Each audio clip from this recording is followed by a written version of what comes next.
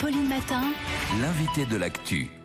7h42 sur RMC et RMC Découverte. L'invité ce matin, c'est vous, Caroline Fourest. Bonjour. Bonjour. Merci d'être mon invité et de répondre à mes questions. Vous êtes essayiste, vous êtes journaliste, vous êtes féministe et vous avez écrit Génération offensée aux éditions Grasset. Vous défendez la laïcité et une approche universelle des principes de la République. Ce projet de loi qui arrive cette semaine en Conseil des ministres, qui s'appelait au départ séparatisme, qui était censé, et c'était les propos du président, lutter contre le communautarisme. Le mot a été lui aussi enlevé, contre l'islam politique lui aussi a été enlevé, et le mot séparatisme lui-même a fini par être abandonné au profit d'une loi confortant, je cite, les principes républicains. Est-ce que c'est mieux ou est-ce que c'est moins bien cette appellation ?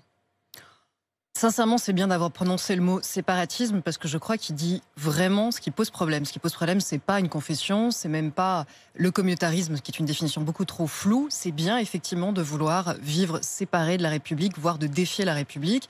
Donc je pense que ce terme était bon. Maintenant, conforter les principes républicains, si on ne change pas ce qu'on avait mis dans la loi, c'est souvent le cas dans les projets de loi, ont trop des formulations plus universelles justement. C'est l'objectif qui compte. Dans les faits, un certain nombre de choses changent, mais pas grand-chose finalement par rapport au projet initial. Mais on apprend ce matin que le projet de loi qui prévoyait une scolarisation obligatoire dès 3 ans, notamment pour lutter contre le fait que davantage de petites filles ne soient pas mises à l'école que de petits garçons, eh bien cet objectif est abandonné. Finalement, il n'y aura plus de scolarisation obligatoire. Est-ce que ça, vous le regrettez ? Oui, c'est dommage. C'était une mesure très courageuse. Honnêtement, un peu surprenante d'ailleurs, parce qu'aucun gouvernement n'a jamais eu ce courage, sachant la réticence à la fois des associations des parents, des associations catholiques sur le sujet. Je note que ce courage n'a pas duré, mais c'est vrai qu'on est dans un moment où on ne peut pas défier tout le monde, on ne peut pas mettre tout le monde dans la rue. On voit bien à quel point on est tous tendus comme une corde et que ce pays a besoin d'apaisement et a besoin d'accepter déjà le principe de cette loi. C'était courageux, le fait d'y renoncer, c'est un manque de courage ? Oui, on ne peut pas avoir tous les courages en même temps, visiblement.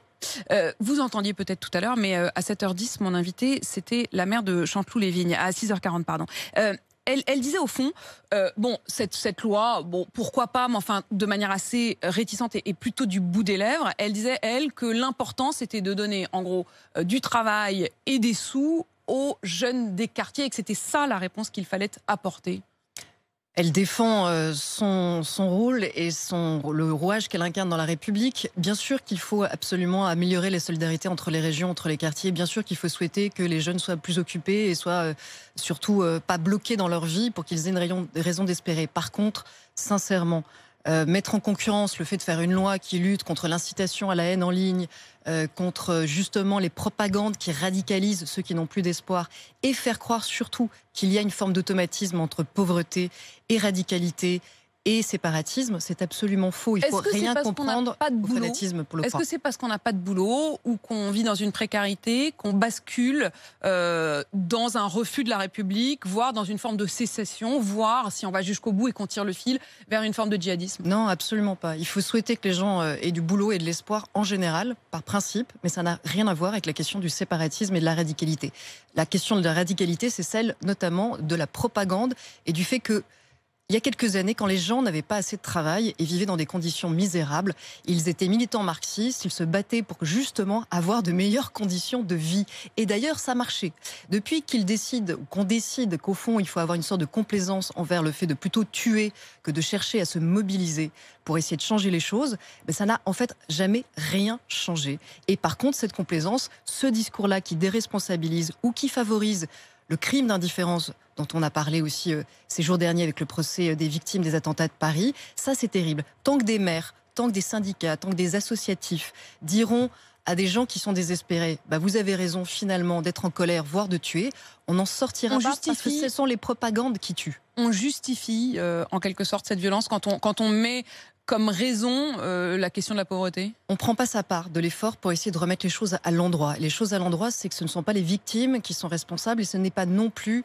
et on ne peut pas attendre la fin des inégalités économiques et sociales pour mettre fin au terrorisme et à la radicalité dans ce pays. On n'y survivra pas. Vous l'évoquiez de vous-même, ce procès qui se termine cette semaine. Verdict prévu le 16 décembre, le procès Charlie Hebdo, Hyper Cacher.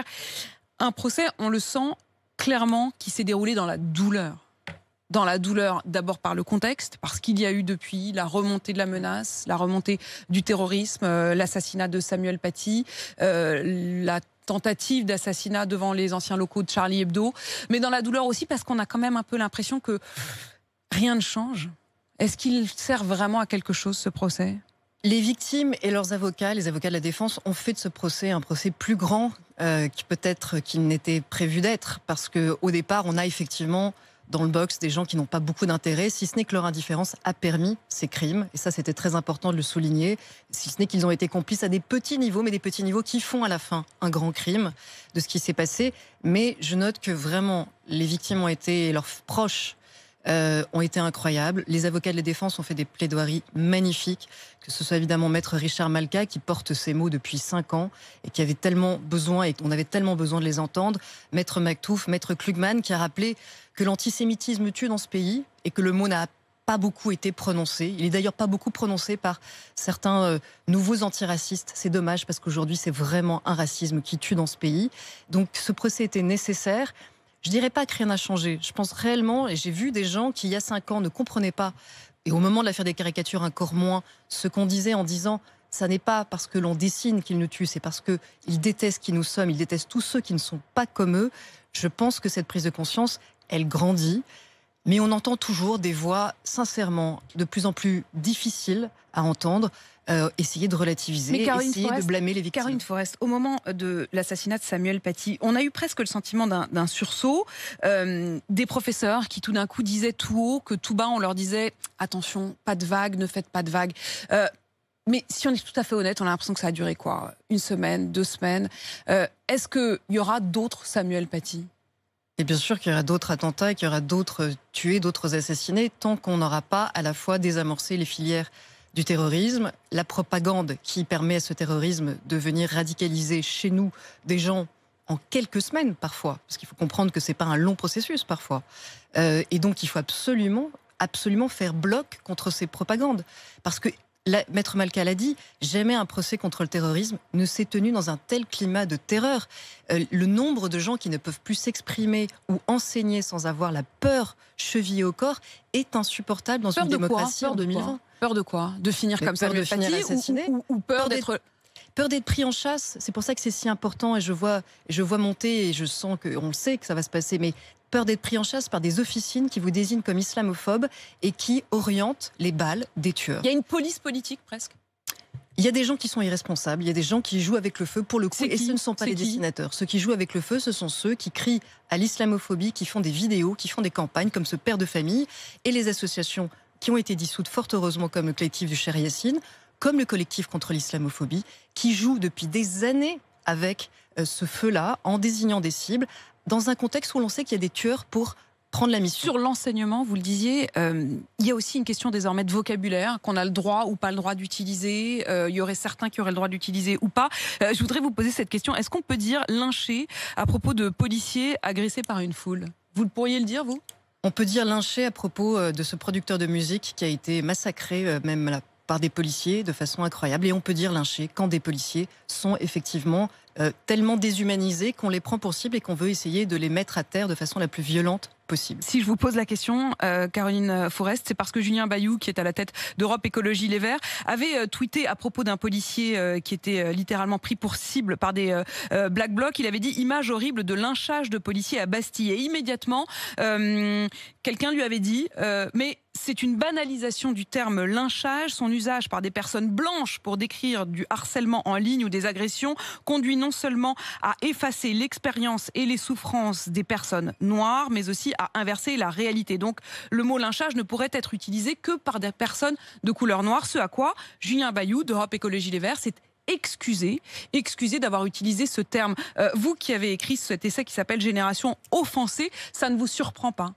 Non, ça ne me surprend pas parce que je pense qu'on est dans une confusion aujourd'hui entre justement les objectifs de lutte contre les discriminations et cette passion identitaire qui gagne même les antiracistes, où finalement on finit par diviser les victimes selon leur couleur de peau. La question, c'est quelle est l'intention ? Si l'intention est de faire mal et de tuer et de déshumaniser, c'est ça qui est grave. Qu'il s'agisse d'un policier, qu'il s'agisse d'un homme noir qui simplement n'avait pas de masque ou n'avait pas son attestation. Et bien sûr, Et bien sûr que la question de la discrimination, de l'incitation à la haine raciste aggrave ces crimes. Mais oui, on peut être lynché aussi, même si on est une personne blanche. Moi, j'ai été tabassée par des militants néofascistes au cri de salpédale. Je peux vous dire que c'était quand même pas très agréable sur le moment, que ça ressemble un peu à un lynchage. Et cette façon d'essayer de ne pas nommer ou de mettre en concurrence, ce qui est plus grave, les victimes quand on est face à la haine, ça ne fait pas avancer la lutte contre la discrimination. On doit tous être réunis contre cette incitation à la haine.